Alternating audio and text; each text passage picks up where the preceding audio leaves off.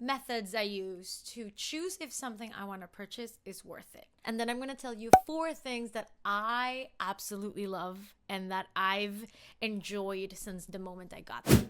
Hola, bienvenidos otra vez. Oh no, this is this is in English.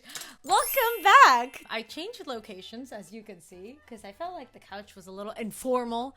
This feels a little more put together. Also, this is where I live most of the time. This is my desk, so welcome to my office, everybody.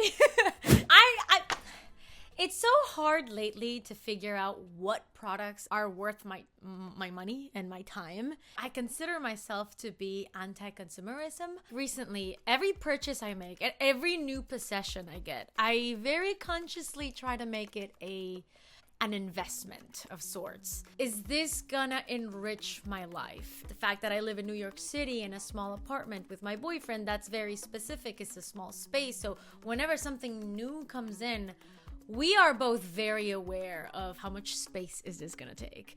Are we actually gonna use this, or is this just gonna be like visual clutter, or not even gonna touch it?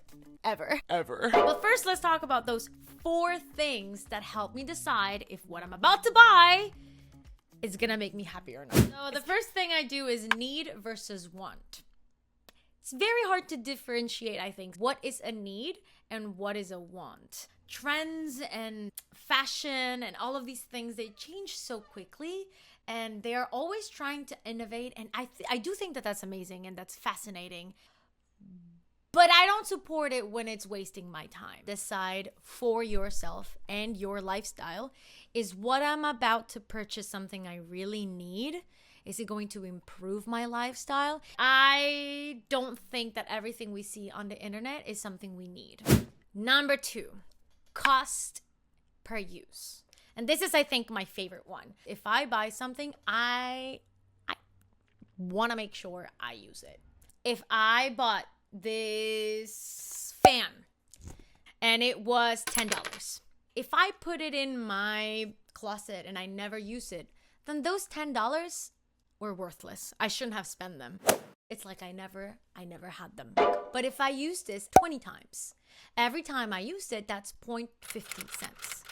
So the more you use an object, the more value it brought to you and the more worth it was to spend that money. What's the cost per use? Are you using it a lot, or is it just sitting somewhere else and collecting dust? Number 3, cost in time. Cost in time is basically how long did I have to work in order for me to attain this thing, to be able to pay for this thing without affecting all of my monthly payments and responsibilities, like your rent, your water, your food, electricity, transportation, without affecting that.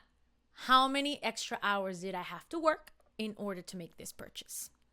A friend of mine, she's so funny. Every time we would buy something, she'd be like, oh, this pen is $9? That is 3 subway rides. Because, right now the subway is $3. So 3 rides she could have taken instead of this pen. She has pens at home. Why would she get another one? This is how she would communicate with me. It wasn't about money. It was about subway rides. And finally, the number 4, which is alternatives. How much of a quality are you willing to pay right now? If it's something you're not sure you're going to use, I would maybe either not buy it or try it with something cheaper or something that is maybe not as high-end or branded. How committed are you in loving this new object that is going to come into your space? And it's either going to collect dust or get used. So how committed are you? And how much do you want to spend on that commitment? So that now you know, this very expensive purchase I'm making, I'm going to use it and I'm going to enjoy it. Need versus want. Cost per used. Cost in time and alternatives. When you think about alternatives, think about quality and think about price. The first one that I want to talk about is a long story. This is not sponsored.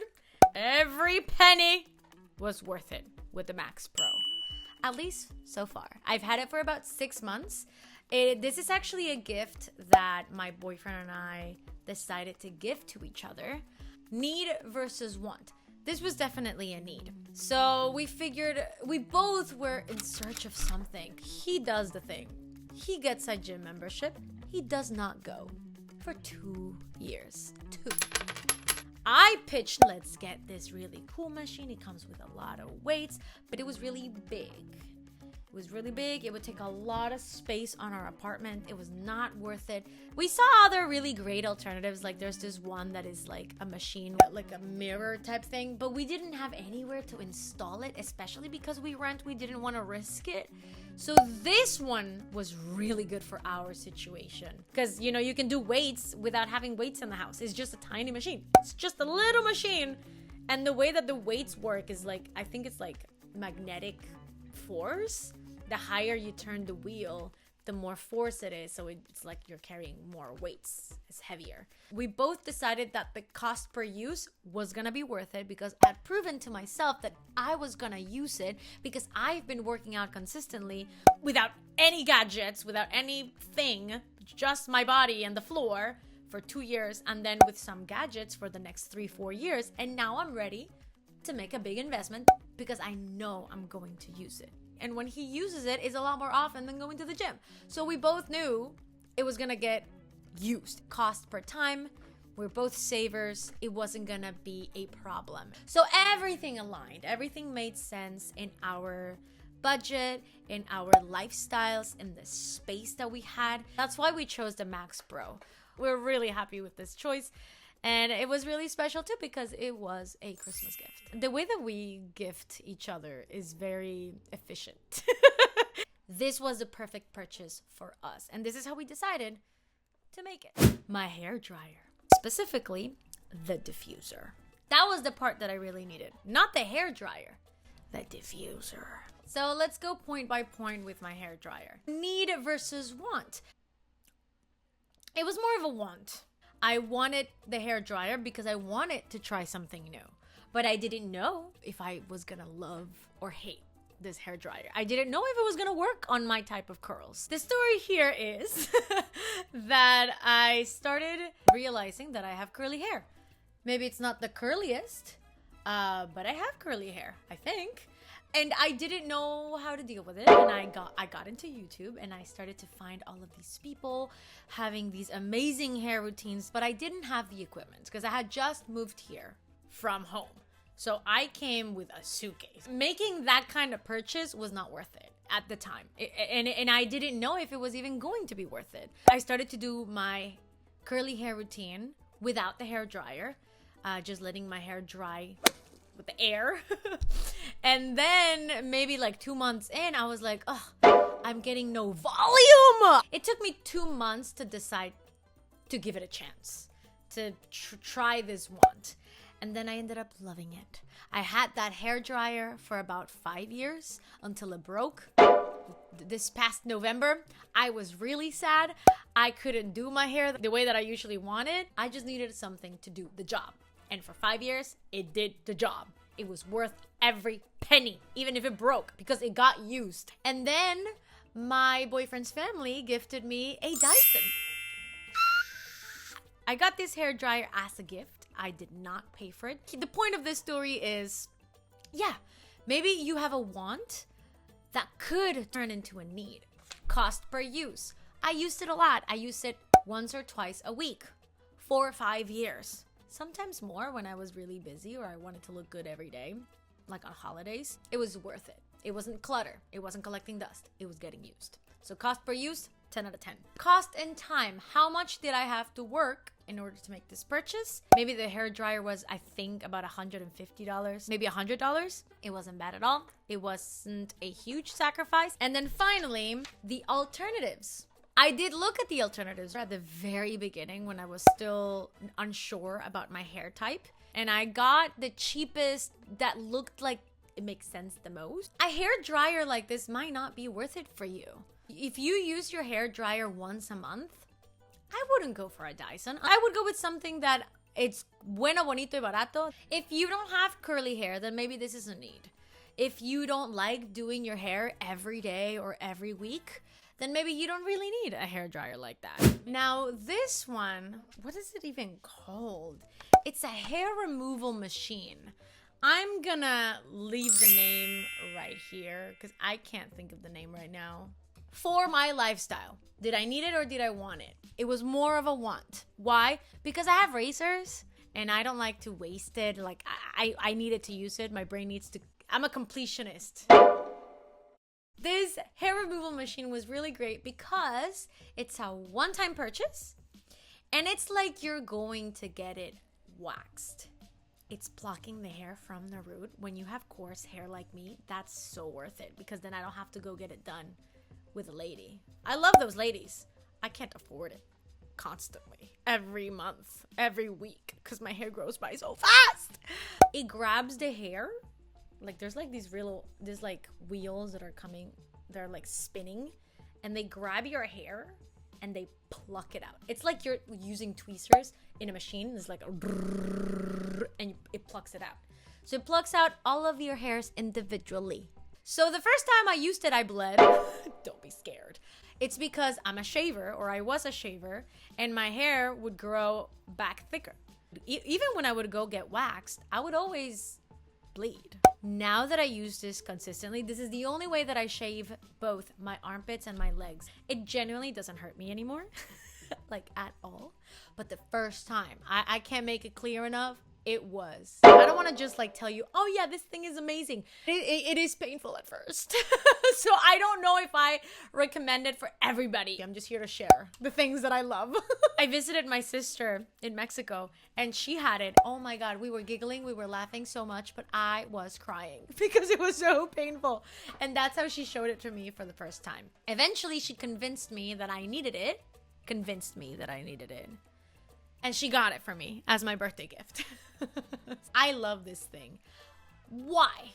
When I shave, in 3 days, I have hair again. In my armpits, everywhere. Everywhere where I use a razor. With this machine, it takes maybe a week where I start to see the hairs. And 2 weeks for it to look the way it would look 4 days in after shaving with a razor. It just grows back so much slower. My hairs grow back very thin, not as thick. So cost per use on my legs is not used as much, but my armpits, twice a month. Twice a month is great. Cost per time, it was a gift. I would have purchased it, but it was not that expensive. I was just being really slow. My sister got it for me first before I could get it.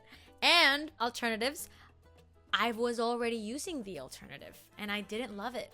Getting it waxed and having to pay for that however often you go, if you don't want to buy any more razors, because also that's a lot of plastic, that's a lot of trash. This is a one object. I really like this machine. I don't think I could go back. If you're hairy, you get it. This one is maybe a little more boring. This is not, I just realized that everything I'm showing you guys today, it's all like technological gadgets, like the workout machine, the hair dryer, this like hair plucking machine. And now I want to talk about mason jars. Need versus want. I think it definitely was more of, I actually don't know. Maybe I can't tell right now. They were probably both. The reason I got the mason jars was actually because I started to get into fermenting my own food. And now I don't know if I use them for fermenting anymore, but I use them for storing food a lot. Did I need them? No, I had plastic things, but is it better for you? I think so. I'm trying to get rid of a lot of plasticware, at least in my kitchen. They're so inexpensive. Yeah, it was a great choice. I didn't know I was going to use it as much as I do, but I use them all the time. All the time. Cost per use. All the time. I use it every day, whether it is because I'm storing food, dry food, or food in the fridge, or if I made a drink, or if I'm fermenting a vegetable, or if I am making tepache. We use it to drink coffee too, the smaller ones. And it looks so cute. Why would I buy glasses? We used to have glasses, like to drink water. They break easier than the mason jars. Cost per time, also very inexpensive. I would even argue that it was much more inexpensive than most of these other glassware storage things that I was looking at the time. And finally, alternatives. I did look at alternatives and I own alternatives. I don't use them as much. And maybe they were more expensive. Like I have a couple that I just don't use. It honestly feels like a waste of money. But the mason jars, they were cheaper. They are sturdier. And they last so long. Unless you're really clumsy, because it is glass. Mason jars have just been a staple for the kitchen for so long, apparently. I just can't believe I never knew about them. If you're a home cook, if you like storing things, consider mason jars. They're so cheap, I swear. And that is all, at least for now. This is the criteria that I use to choose the things that are gonna come into my home, which has very limited space, so I take it very seriously. I'm just trying to share how I make these decisions for myself, and I think it has built patience. I think it has built a lot of critical thinking. You know, maybe you don't have to wait 5 years to get a workout machine at your place. I did. So that when I get it, I appreciate it and I love it and I care for it, instead of trying to find something new and, you know, clutter my home with things that I don't necessarily need. And yeah, it's worked for me and my boyfriend. We both think this way, so thank God it works for the both of us to be slow and conscious about our purchases. We're not the type to make rushed decisions. There's a story with my iPad. From the moment I started to consider to buy an iPad till I bought it, it took me almost 6 months. Just testing and deciding if it was really worth it. I have a laptop, I have an iPhone. Why would I need an iPad? The pros, the cons, is this a need? Is this a want? Cost per use, cost in time. I was also kind of saving low-key those 6 months. I don't tend to print my scripts. I would rather have it on an iPad and highlight it, and that way I'm not printing and needing ink or a printer at home, reading scripts, getting on set, auditions, that kind of stuff. I started to weigh in all of these pros and cons for my personal lifestyle and what I was going to use this iPad for. And I realized, you know what? It is worth it. This is easily an investment for my work, for my job.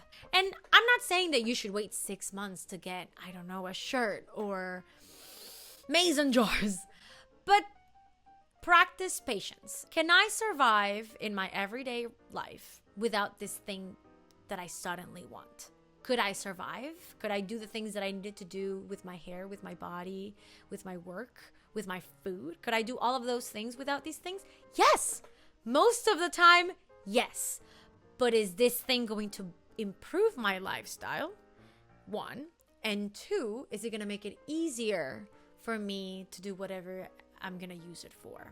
And most of the time, with these 4 things, the answers were always yes. It improved my lifestyle, saved me time. The hairdryer saves me so much time. The workout machine, it just makes it so much easier to attain the body that I want. And not just physically, but the way that I feel. I feel strong. The next video is going to be the opposite of this. 4 things, 4 possessions of mine that I reject buying and why.